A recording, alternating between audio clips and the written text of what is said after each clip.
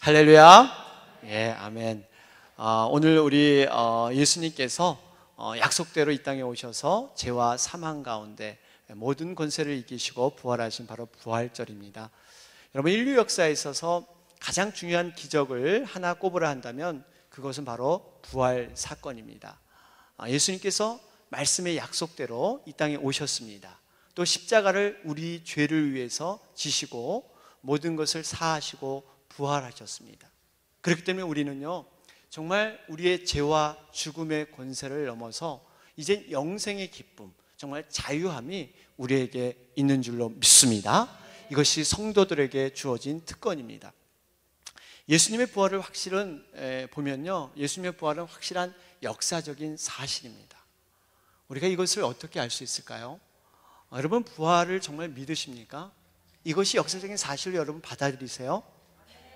우리는 이것에 대한 확신이 있어야 돼요. 여러 가지 그러한 이유가 있지만 첫 번째로 보면요, 예수님의 무덤이 비어 있었다는 사실입니다. 유대인들은 큰 돌을 가지고 예수님 무덤을 막고 또 로마 군인들에게 돈을 주면서까지 예수님의 시체를 잘 지켜라 이렇게 부탁을 했었습니다. 왜냐하면 시체가 없어지는 날에는 예수님이 예언된 말씀대로 부활하는 것으로 간주되니까 그들이 어떠한 수를 써서라도 그 시체 없어지는 것을 막아야 했습니다. 그럼에도 불구하고 여러분, 무덤이 비어 있었다는 사실이에요. 두 번째 강력한 증거가 뭡니까? 예수님이 입고 있는 수의가 헝클어지지 않았다는 사실입니다. 시체를 감쌌던 그 수의가 마치 애벌레가 그 껍질을 벗듯이 그 몸만 싹 빠져나가는 그런 형태로 남았다는 사실이에요. 사람의 손을 닿았던 흔적이 없습니다. 누군가 그것을 풀었던 그러한 흔적이 없어요. 이것은 강력한 부활의 증거를 말해주고 있는 것입니다.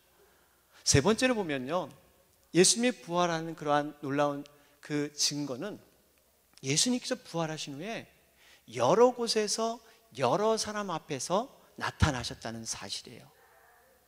일부에서는 예수님이 부활하시니까 마치 환상이 아니냐, 어떤 신기루가 아니냐, 이렇게들 말들을 했는데 그것은 맞지 않은 말입니다. 왜냐하면 예수님은 이 여러 곳, 산에서도 나타나시고 바다에도 나타나시고 엠마오로 가는 그 두 제자, 또 갈릴리에 있는 나머지 여러 제자에게도 나타나시고 심지어 산에서는 500여 형제에게까지 나타나시는 것이 바로 예수님의 모습이세요. 여러분, 환상이라면, 어떠한 신기루라면 일정한 장소에서만 예수님이 나타나야 했습니다. 이 모든 것을 초월해서 예수님은 다 나타나신 거예요. 마지막 가장 강력한 부활의 증거는 바로 제자들이 변화되었다는 사실입니다. 여러분, 사람이 변화되는 것은요, 사람의 힘으로 되지 않습니다.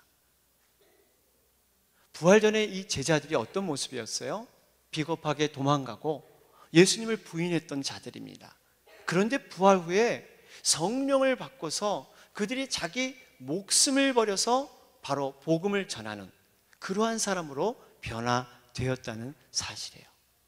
여러분, 세상에서 가장 중요한 것이 있다면, 유일한 것이 있다면 바로 그거는 목숨일 것입니다. 그런데 이 목숨을 어떤 거짓 종교나 어떤 짜고 하는 행위에다가 목숨을 건다는 것은 참으로 바보스러운 일입니다. 분명히 제자들은 목숨을 걸었다는 것은 분명한 부활의 사실을 깨달았기 때문에 그들은 충분히 목숨을 걸었던 자로서 변화되었다는 사실이에요. 여러분, 우리가 이 사실을요, 그냥 적당하게, 그냥 가능성 있는 정도로만 여러분 받아서는 안 됩니다. 분명히 확실하게 우리가 부활의 사실을 믿음으로 고백해야 될 줄로 믿습니다. 그러면서 한 가지, 예수님의 부활이 그러면 나와는 어떤 상관이 있을까? 우리가 한번 좀 생각해 봐야 돼요. 예수님이 그러면 2000년 전에 부활하셨는데 내 삶과는 어떠한 관계가 있고 나에게 어떠한 영향을 주는가? 우리는 이 부활의 아침에 이걸 좀 묵상해 볼 필요가 있습니다. 어떤 교회에서 이런 일이 있었어요. 주일학교에서 있었던 일인데요, 주일학교 이렇게 수업을 진행하는데 한 어린아이가 선생님께 이런 질문을 던집니다. 선생님, 질문이 있는데요. 예수님의 피는 무슨 혈액형인가요? 예수님의 피는 무슨 혈액형인가요? 참 그 질문에 선생님이 난감했습니다. 아니, 성경을 아무리 읽어봐도 사실 예수님의 혈액형은 기록되어 있지 않았습니다. 그렇다고 선생님이 그 당시는 혈액형 조사하는 게 없었어, 뭐 그런 게 없었어, 이렇게 얘기하기는 그 아이가 너무너무 진지하게 질문을 하고 있는 거예요. 그러니까 그 선생님이 잠시 묵상을 하면서 뭐라고 대답을 해야 될까 묵상하는데 좋은 아이디어가 딱 떠오르는 거예요. 하나님이 주신 그런 영감이었죠. 얘야, 선생님의 생각으로는 예수님의 혈액형이 O형 같구나. O형. 왜요 선생님? 왜 O형이죠? 그랬더니 선생님 하는 말이 O형은 다른 사람에게 피를 나눠줄 수 있기 때문에 예수님의 혈액형은 O형이야. 여러분, 정말 지혜로운 대답이지 않습니까? 예수님께서 우리를 위해서 자신의 피를요, 마지막 피 한 방울까지 다 나눠주셨어요. 그렇기 때문에 우리는 예수님의 보혈의 피가 우리의 몸속에 여러분 흐르고 있는 거예요. 내가 산 것이 아니라 그리스도로 말미암아, 그분의 생명으로 말미암아, 그분의 피로 말미암아 우리는 지금 살고 있는 줄로 믿습니다. 이 보혈의 의미를 우리는 깨달아야 돼요.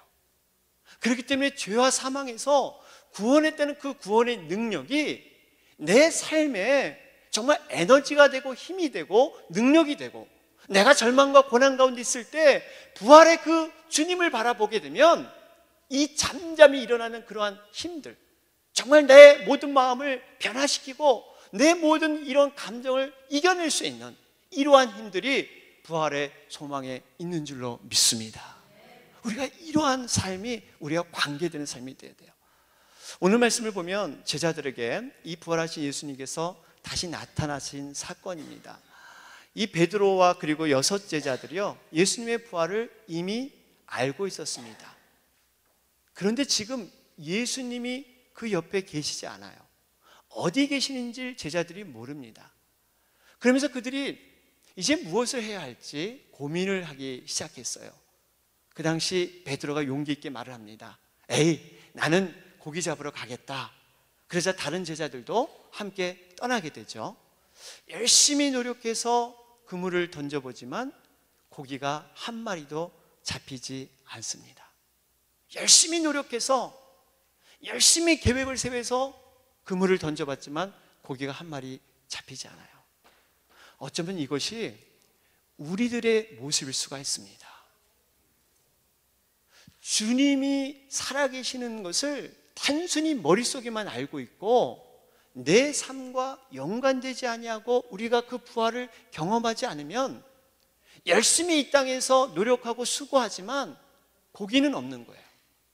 빈 그물만이 우리 곁에 있다는 사실입니다. 노력한 만큼 우리의 그물을 보면 고기가 잡혀있지 않아요. 그렇기 때문에 우리가 이 부활을 어찌하든지 내 삶에 연관돼서 감사와 소망으로 여러분 이끌어 가야 될 줄로 믿습니다. 그런데 이런 제자들을 그냥 놔두지 않으셨어요.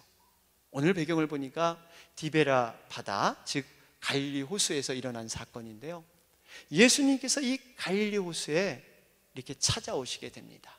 여러분, 갈릴리 호수는 어느 곳입니까? 제자들과 예수님이 처음 만났던 그러한 영적인 고향이에요.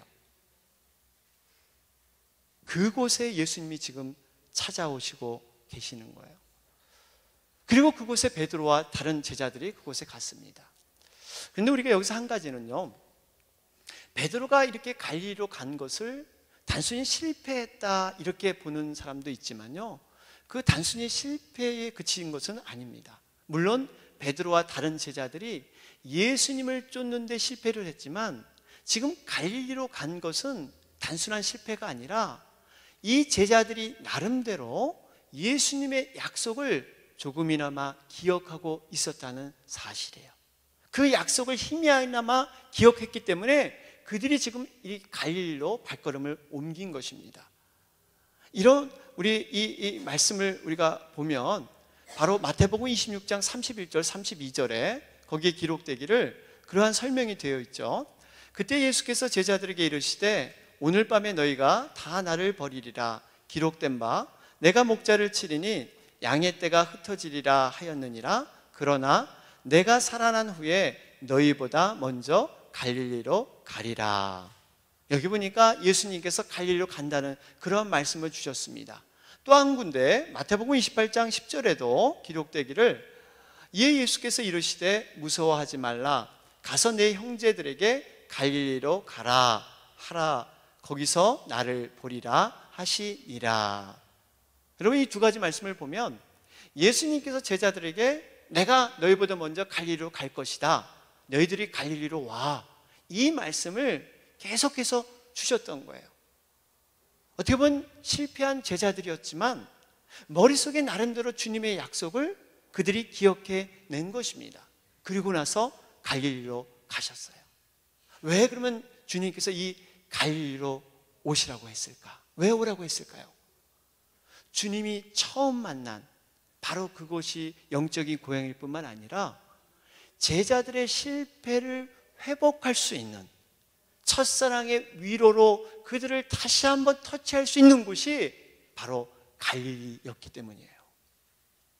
다시 말하면 그들의 모든 실패는 첫사랑, 그 주님과 만났던 그 뜨거운 첫사랑을 회복하지 않고는 그들이 다시 한번 치유될 수 없다는 것을 우리는 볼 수가 있습니다. 여러분, 갈릴리는 어떤 곳인가요? 많은 사람들이 멸시받고 천대받는 이방인의 땅으로 여겼던 곳이 바로 갈릴리입니다. 흑암과 사망의 땅, 정말 그곳에서 예수님은 만나길 원하셨어요. 실제적으로 여러분, 갈릴리를 보면 이 세상에서 가장 낮은 땅이라 그러죠. 갈릴리 호수는 해수면보다 한 212m 낮은 위치에 위치하고 있습니다. 그래서 예수님은 세상에서 가장 낮은 땅에서 그렇게 사역하시면서 가장 천한 모습으로 이 땅에 오셨던 거예요. 말구 위에서 비천한 모습으로. 이게 무슨 의미가 있습니까? 예수님은 낮고 겸손한 모습으로 이 땅에서 사역을 하셨어요. 갈릴리 그 주변에서 낮은 땅에서 낮은 모습으로 정말 자신은 비우고 상대방은 채우는 이러한 섬김의 삶을 사셨던 것이 바로 예수님의 삶이셨습니다. 그렇기 때문에 우리가, 여러분, 회복이라는 것은요, 위로라는 것은 내가 비워지고 내가 낮아지는 곳에서 출발하지 않으면 우리가 회복될 수 없다는 거예요. 우리가 위로를 받을 수 없다는 거예요. 비워야 됩니다. 바로 원점에서 돌아가서 원점에서 출발해야만 하나님의 크신 은혜와 사랑을 우리는 다시 한번 만날 줄로 믿습니다. 이러한 갈릴리에서 주님은 제자들에게 찾아오셨어요. 우리 5절 말씀을 보면 거기 보니까 얘들아 너희에게 고기가 어디 있느냐 이러면서 오른편에 그물을 던지라고 말씀하시면서 그물이 찢어질 정도로 바로 고기가 많이 잡히는 그러한 장면이 연출이 됩니다. 여러분, 예수님이 고기 없는 것을 몰라서 물으셨겠습니까? 아니에요. 여기서 말하는 고기는 어떤 육신의 양식보다 영혼의 양식을 의미하고 있습니다. 신앙생활을 해도 교회생활을 해도 고기가 없는 사람들이 있어요. 예수님의 피가 없는 사람이 있습니다. 부활절에 참석해도 그 의미를 모르는 그러한 사람들이 있을 수가 있다는 사실이에요. 내 마음에 진정한 예수님의 부활이 우리에게 있어야 돼요. 그 고기가 우리에게 있어야 됩니다. 그런데 놀라운 것은 지금 이 사건이 과거에 누가복음 5장에 나오는 예수님과 베드로와 처음 만났던 장면과 무척 흡사하다는 사실이에요. 여러분, 그 장면 아세요? 시몬 베드로가 밤새도록 그물을 던졌습니다. 고기 한 마리 잡지 못했어요. 이때 예수님께서 깊은 데로 가서 그물을 내려라, 말씀에 의지해서 베드로가 그물을 내리자 놀라운 일이 일어나게 되죠. 한 마리도 잡히지 않던 그런 고기가 그물이 잡히는데 찢어질 정도로 찢어질 정도로 잡히게 됩니다. 그러면서 베드로가 어떻게 합니까? 바로 무릎을 꿇습니다. 나는 죄인으로소이다. 나를 떠나소서. 어부인 자신이 그동안 자신이 최고인 줄 알았어요. 고기 잡는 데는 내가 베테랑이다 이렇게 생각을 했는데 한낱 목수인 예수님께서 자신의 능력을 뛰어넘는 놀라운 일을 지금 행하신 거예요. 그동안 예수님은 그냥 랍비나 정말 존경하는 그러한 인격자인 것으로 알았는데 이 사건을 통해서 하나님의 아들의 전능함을 바로 이 베드로가 체험하게 된 것입니다. 그것이 너무 부끄러웠던 거예요. 예수님을 무시하고 예수님을 함부로 대했던 그 마음이 너무나 부끄러워서 바로 무릎 꿇고 나는 죄인으로소이다 바로 고백했던 사건과 연관이 되고 있습니다. 여러분, 이럴 때 예수님께서 어떤 말씀을 주십니까? 누가복음 5장 10절에 나오죠. 거기 보면 무서워 말라 이제 후로는 내가 사람을 취하리라. 이 사람을 취한다는 게 뭡니까? 바로 예수님의 제자로 영혼을 구하는 전도자가 되게 할 것이다, 이런 말씀을 하세요. 그러니까 지금 누가복음 5장에 과거에 베드로가 처음 예수님과 만났던 사건이 지금 요한복음 21장에도 동일하게 진행이 되면서 베드로는 어떻게 했을까요? 과거의 사건과 지금 연관이 되었을 겁니다. 과거에 한 마리도 잡지 못했던, 그러면서 예수님께 나에게 해주신 말씀, 내가 너를 사람 낚는 어부가 되게 하리라. 바로 이 말씀을 이 베드로는 생각을 했을 것입니다. 특별히 예수님은 3번씩이나 부인했던 이 베드로에게 굉장히 관심이 많으셨어요. 본문 7절 말씀을 보면 거기에 그렇게 기록되어 있죠. 7절에 보면 예수께서 사랑하시는 그 제자가 베드로에게 이르되 주님이시라 하니 시몬 베드로가 벗고 있다가 주님이라 하는 말을 듣고 겉옷을 두른 후에 바다로 뛰어내리더라. 여러분, 베드로의 그 심정을 좀 우리가 생각해 볼 필요가 있죠.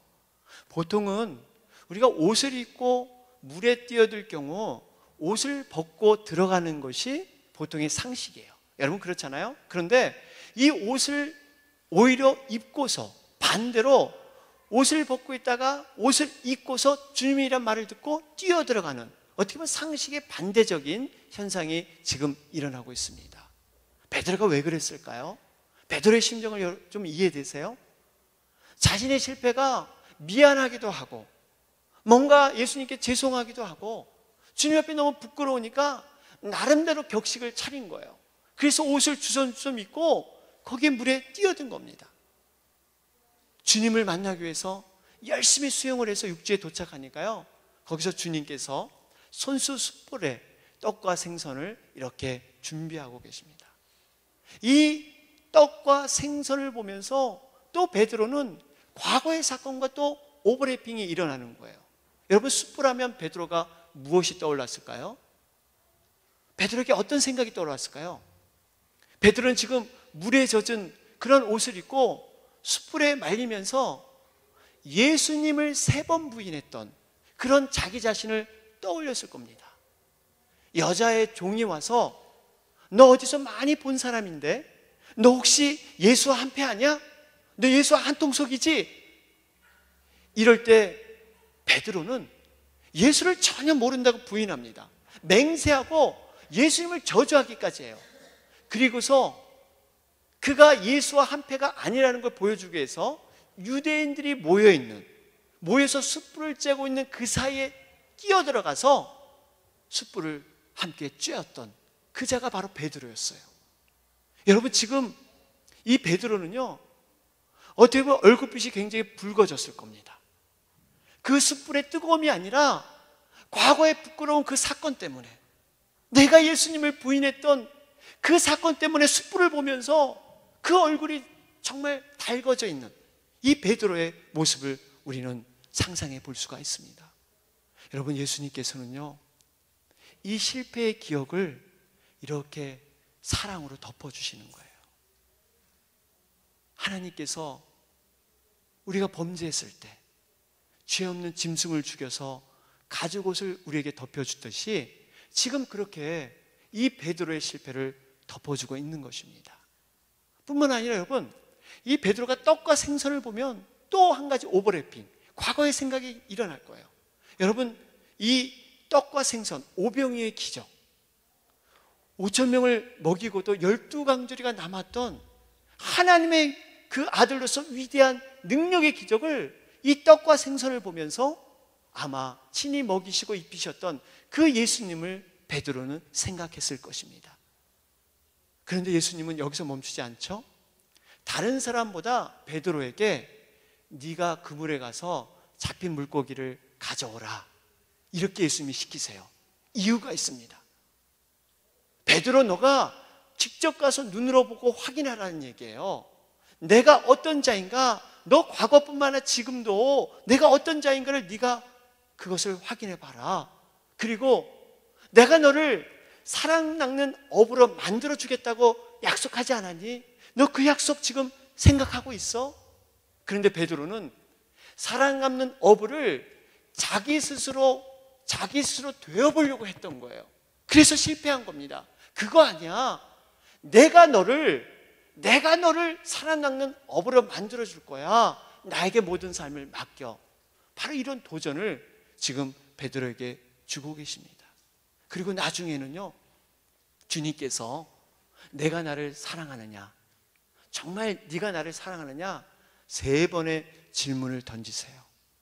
여러분, 성경에서는요, 예수님께서 어떤 말을 던지실 때는 그 의미는 이런 의미예요.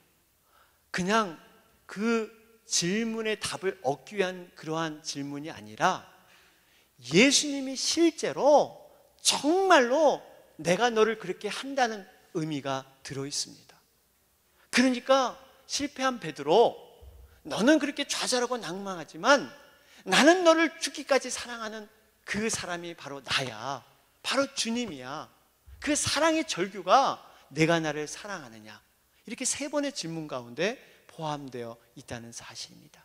우리 주님은 우리의 그 실패의 자리에도요, 그 사랑을 변치 않으시고, 특별히 부활한 후에 주님께서 하신 일은 제자들을 회복시키시고 그들을 사랑으로 치유하시는 이러한 사건이 예수님의 첫 번째 부활의 사건이었다는 사실입니다.